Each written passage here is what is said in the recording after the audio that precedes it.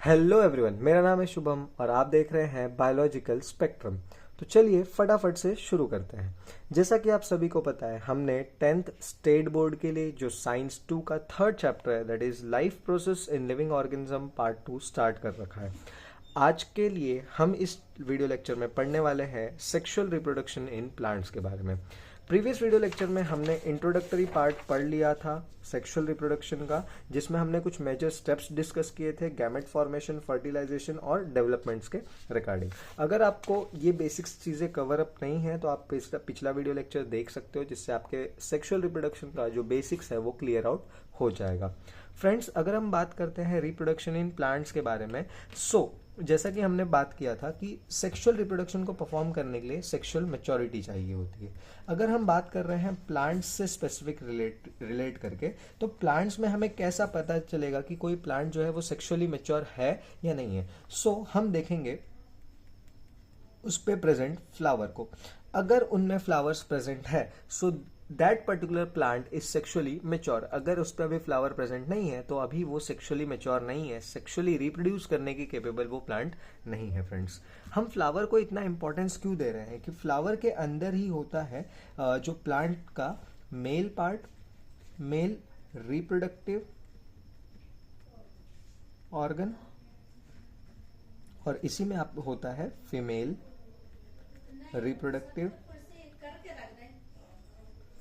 Organ. तो ये सभी चीज़ें जो होती हैं ये प्रेजेंट होता है हमारे प्लांट्स का जो फ्लावर वाला पार्ट होता है उसी में। इसीलिए हम ऐसा कहते हैं कि जब भी फ्लावर्स किसी प्लांट में आते हैं तो वो सेक्सुअली मेच्योर होता है, और अगर उसमें फ्लावर नहीं आ रहा है तो वो सेक्सुअली मेच्योर नहीं है।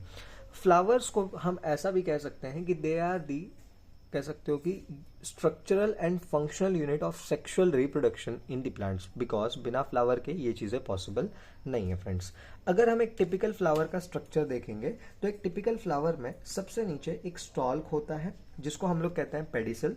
इसके ऊपर एक बेस रखा होता है, इस बेस के ऊपर ही पूरा का पूरा फ्लावर जो होगा वो विथस्टैंड करेगा, और इसके ऊपर लगा होता है कुछ इस तरीके से एक, कह सकते हो कि पतला लीफ लाइक स्ट्रक्चर, और इसके ऊपर आता है ऐसे रंग बिरंगी सा कलरफुल सा स्ट्रक्चर। इस कलरफुल से स्ट्रक्चर को हम लोग पेटल्स के नाम से भी जानते हैं।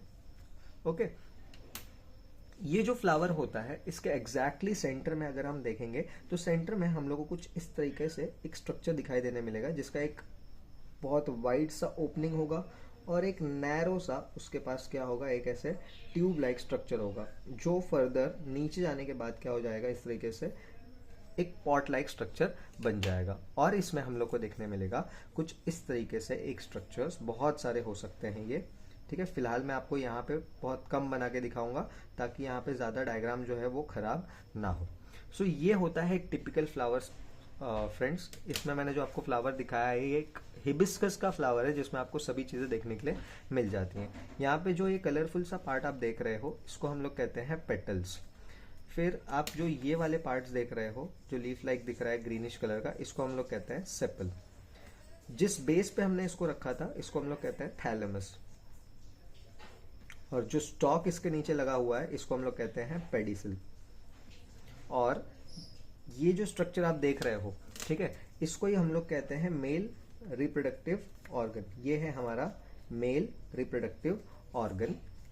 और जो ये दूसरा वाला जो स्ट्रक्चर है जो एग्जैक्टली सेंटर में लगा हुआ है, ये यहाँ से लेकर यहाँ तक का, इसको हम लोग कहते हैं फीमेल रिप्रोडक्टिव ऑर्गन। मैं इसके बारे में आपको डिटेल में अभी यहाँ पर बताऊंगा।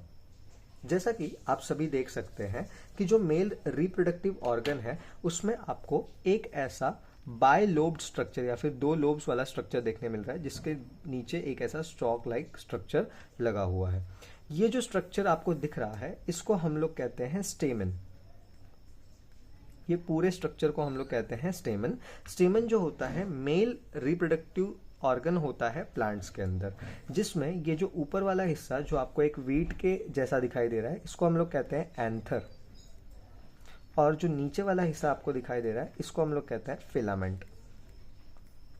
ठीक इसी तरीके से एक फीमेल रिप्रोडक्टिव ऑर्गन भी यहाँ पर होता है, जो कि दिखने में आपको कुछ इस तरीके से दिखाई देता है, जहाँ पर एक ओपनिंग होता है बहुत वाइड, फिर एक नैरो सा एक ट्यूब होता है और इस नैरो ट्यूब के अंदर एक नीचे स्वेलन बॉडी प्रेजेंट होता है।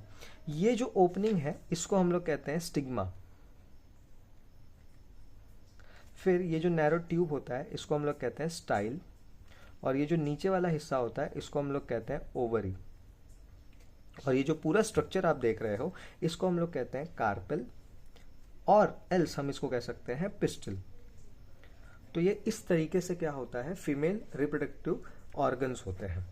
फ्रेंड्स, अगर हम बात करते हैं कि इनके नाम के बारे में, तो बुक में इनका नाम थोड़ा सा अलग अलग दिया हुआ है।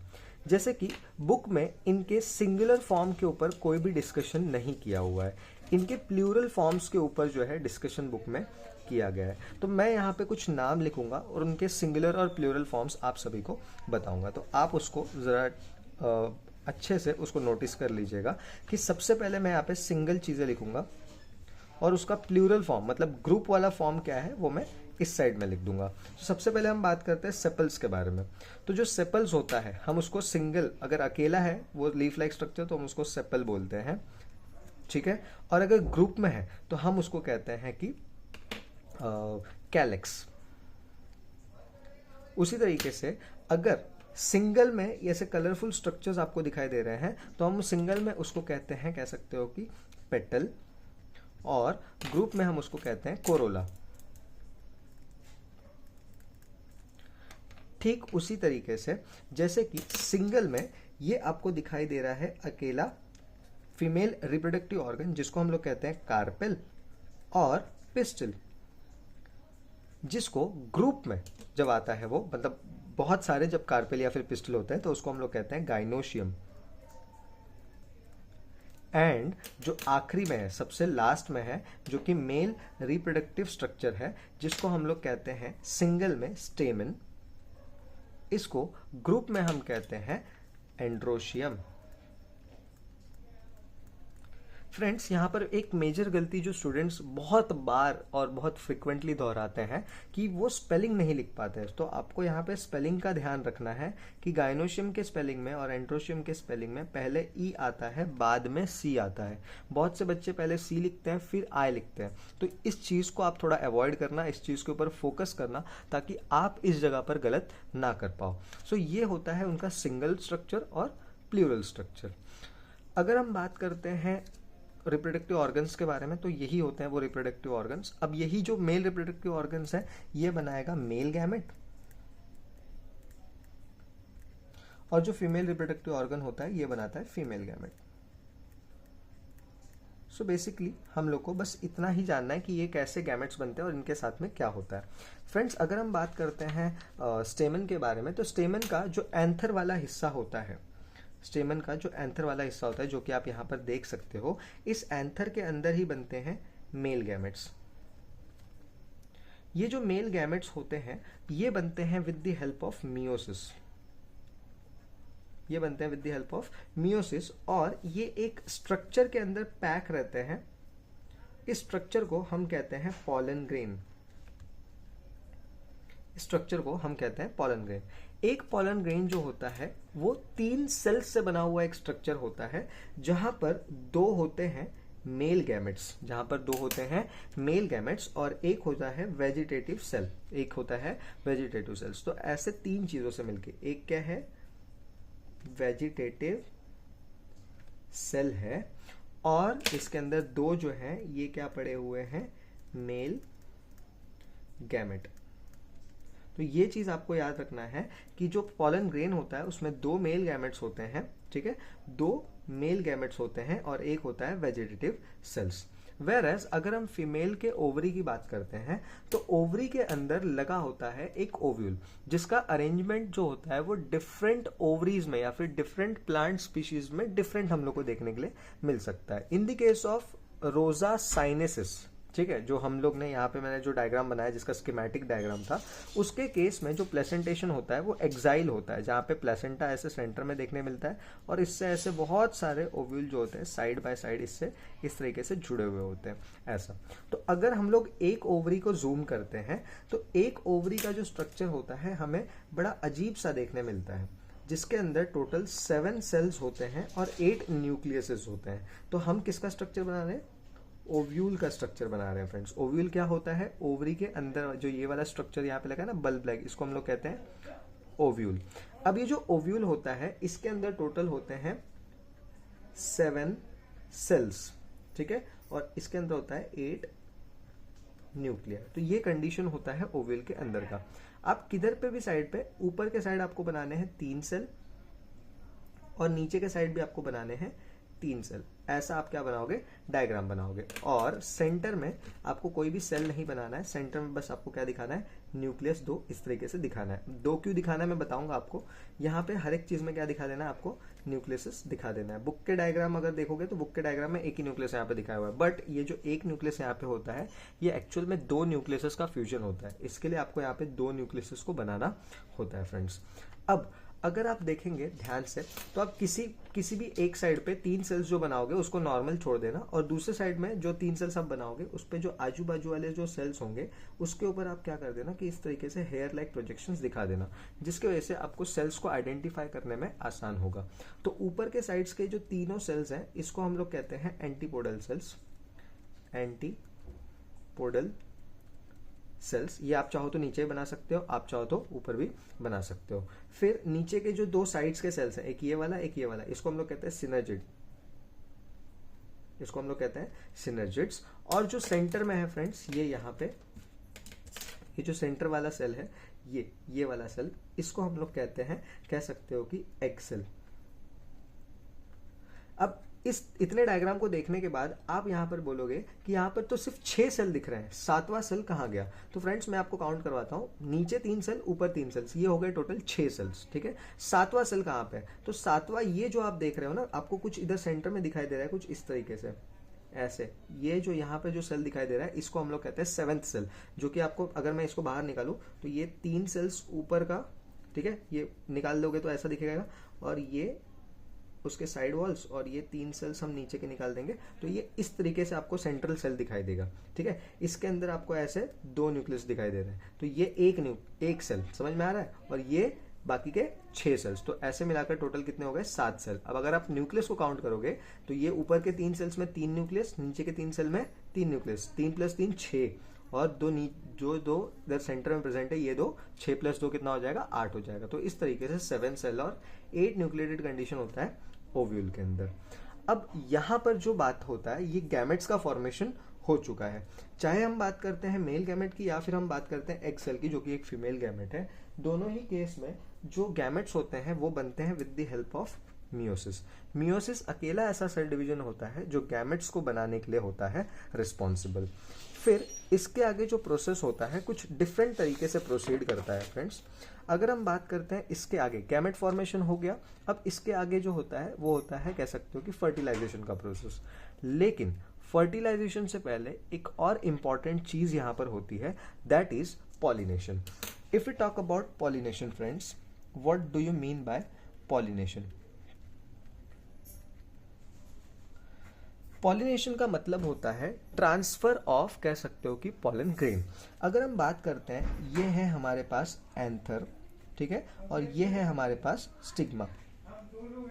तो अगर यहाँ पे पॉलन ग्रेन बन रहा है और वो जो पॉलन ग्रेन है यहाँ पर बनने के बाद यहाँ से कहाँ चले जाता है, कह सकते हो कि स्टिग्मा के पास आ जाता है। सो ये जो ट्रांसफर हो रहा है ना पॉलन ग्रेन का स्टिग्मा के पास, इसी को हम लोग कहते हैं पॉलिनेशन, या फिर ये जो प्रोसेस है ट्रांसफर का उसी को हम लोग कहते हैं पॉलिनेशन। पॉलिनेशन 2 टाइप का हो सकता है, क्रॉस एंड सेल्फ। अब यहां पर बात आती है थोड़ी सी कॉन्सेप्चुअल। देखिए फ्रेंड्स, कोई भी फ्लावर जो होता है ना, फ्लावर, ये फ्लावर के अंदर ये रहेगा स्टेमन और ये सारी चीजें, तो जो फ्लावर होगा वो 2 तरीके का हो सकता है, या तो वो फ्लावर यूनिसेक्सुअल होगा या फिर हो सकता है वो बाय सेक्सुअल होगा।